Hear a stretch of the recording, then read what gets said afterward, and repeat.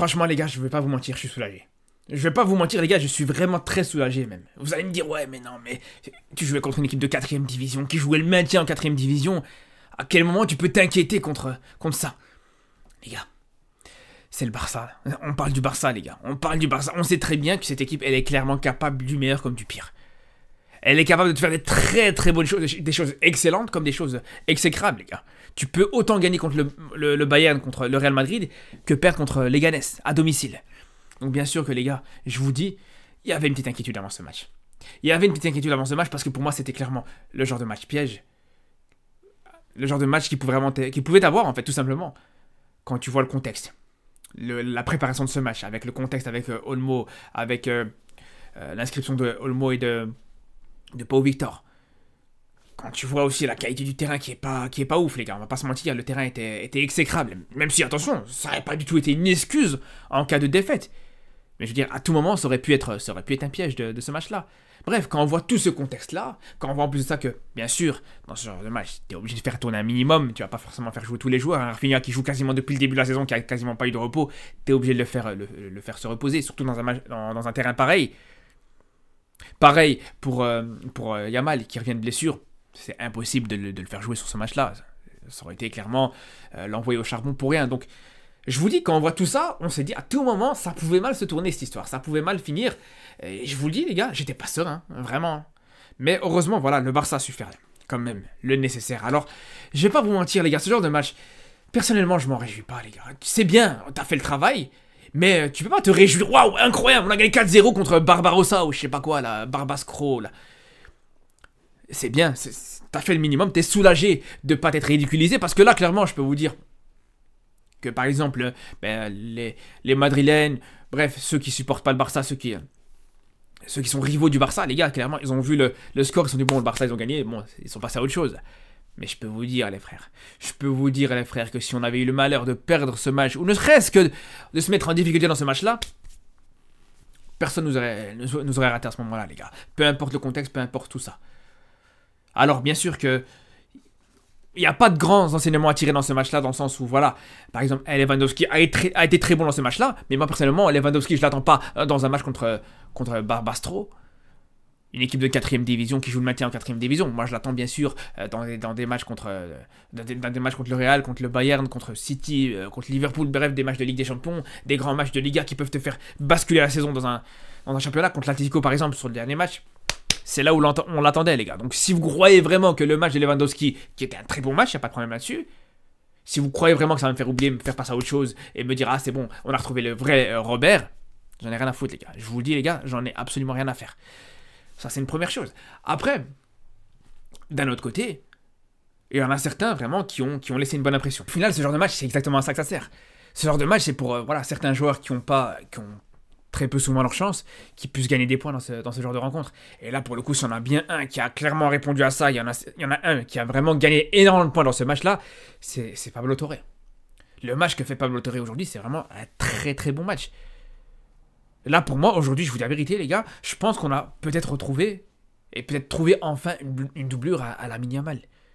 Ça fait depuis le début de la saison qu'on essaie d'alterner entre Fermin Lopez, entre Ferran Torres, etc. pour des joueurs sur le côté, même Ansu Fati, mais je vous dis la vérité, les gars, pour moi, depuis le début de la saison, c'est celui qui a le plus répondu présent. Même si, bien sûr, encore une fois, voilà, c'est contre un adversaire qui n'est pas forcément relevé, c'est pas contre une grosse adversité. Faut être honnête par rapport à ça. Mais malgré tout, les gars, le match qu'il te fait, c'est quand même exceptionnel, les gars. Même en dehors de son but, bah déjà, il te met 2 passes D, 2 très belles passes, et on l'a vu, les gars, même avant même qu'il puisse être décisif, avant même qu'il puisse te mettre une passe D, on a vu à quel point il a énormément de qualité sur les coups de pied arrêtés. À chaque centre, il te ramène du danger dans la surface adverse. Enfin, même dans le jeu, il est très propre. Alors, c'est pas celui qui va te réussir des dribbles, qui va t'apporter de la percussion, etc. Mais malgré tout, moi, ce qui m'a vraiment intéressé sur ce match-là, c'est sa capacité à te faire des très bonnes passes, sa qualité de centre, sa qualité de passe en profondeur, capacité de chercher la verticalité. Et ça, vraiment, c'est pas mal du tout, les gars. Et je demande à revoir, parce que de toute façon, dans tous les cas, t'as pas le choix. Aujourd'hui, on sait très bien que peu importe les joueurs que tu mets sur le côté à chaque fois pour essayer de remplacer un Yamal, par exemple, à chaque fois, c'est une déception. Même un Olmo, qui est clairement l'un des meilleurs joueurs du Barça depuis le début de la saison, même lui, quand tu l'as mis sur un côté, c'était un peu plus compliqué. Donc clairement, non, vraiment, Pablo Torre, pour moi, a vraiment gagné des points aujourd'hui, et vraiment, je demande à revoir. Après, voilà, t'en as certains, pour le coup, c'était un petit peu plus compliqué. T'en as certains qui, voilà, auraient pu, justement, se servir de ce match-là pour se relancer, faire leurs preuves, pour, au final, profiter de la situation. Et je pense, par exemple, à Frenkie de Jong. Les gars, on peut me dire ce qu'on veut. Alors, il n'a pas été mauvais, je vais pas dire qu'il a été mauvais aujourd'hui, j'ai envie de vous dire, heureusement qu'il n'a pas été mauvais, mais voilà, il n'a pas été non plus transcendant, il n'a pas non plus été exceptionnel, il a fait deux trois bonnes petites passes, etc.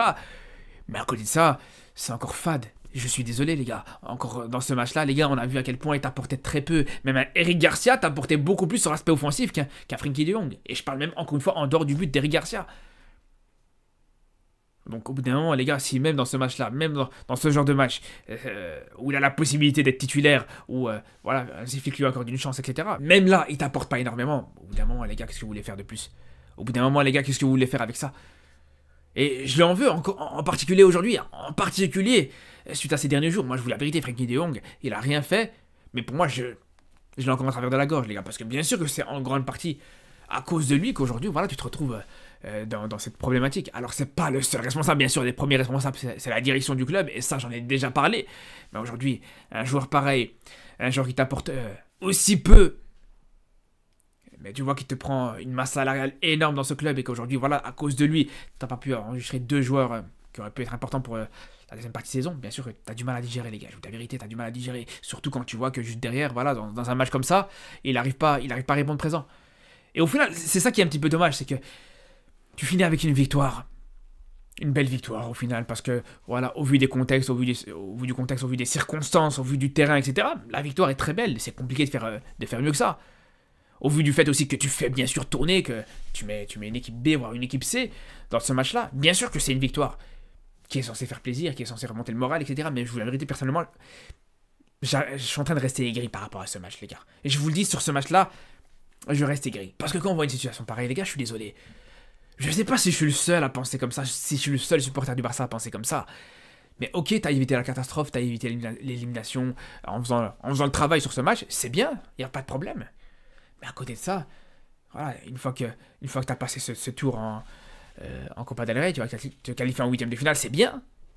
Mais à côté de ça, voilà, t'as toujours pas Olmo qui est inscrit. T'as sûrement perdu cette Liga. T'as toujours l'Atlético et le Real Madrid qui sont devant toi en Liga.